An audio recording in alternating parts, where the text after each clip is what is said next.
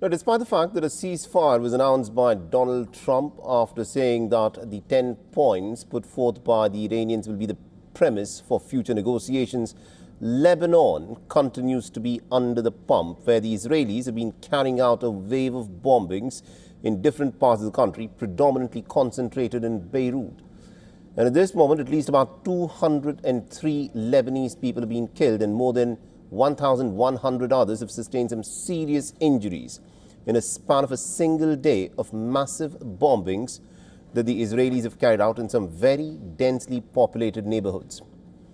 Israel launched this brutal assault on Lebanon, calling it one of its largest wave of bombing since the beginning of this war on Iran.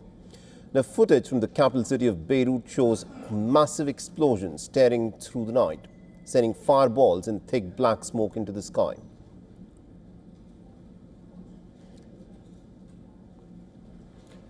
And airstrikes also hit the densely populated neighborhoods without warning, triggering panic amongst residents. In Abbasiyeh, 7 Lebanese people were killed and several others were wounded. In Zarariyeh, more than 10 Lebanese people, including women and children, were killed in this wave of Israeli bombings. We want peace. We don't want problems with anyone anymore. 80% of the Arab countries have peace with Israel. Why doesn't Lebanon have peace so that we can end all these problems? As long as Hezbollah is in Lebanon, Israel will strike Lebanon. That's it. Hezbollah is not defending Lebanon, it's defending Iran's agenda. That's it. Now,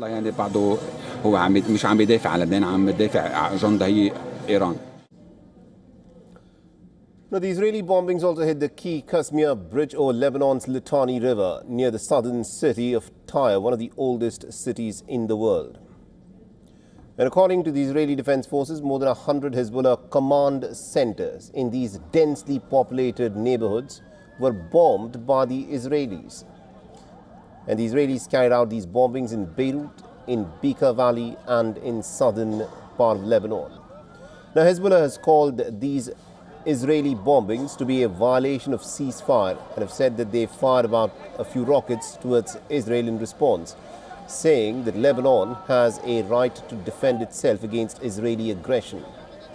Lebanon has accused Israel of violating international law and targeting civilians deliberately.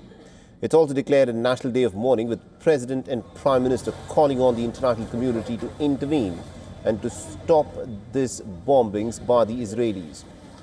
The United Nations has said that the continued strikes pose a grave risk to the ceasefire and also the broader peace efforts.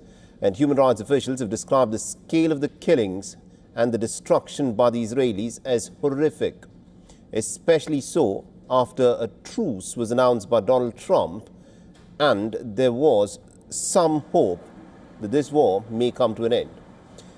Now, Iran has said that it may reconsider its participation in the ceasefire if Israel continues its attacks. The Iranian Foreign Ministry spokesperson Ismail Baghei has said that an end to military bombings in Lebanon is going to be a key part of the ceasefire. Tehran has also warned that it could reverse its decision to the reopening of the Strait of Hormuz. Several countries have condemned these bombings on Lebanon. France has termed these Israeli bombings to be unacceptable and has warned that they could undermine the already fragile ceasefire. The British Foreign Minister Yvette Cooper has said that the United Kingdom wants to see Lebanon included in the ceasefire to avoid further humanitarian consequences.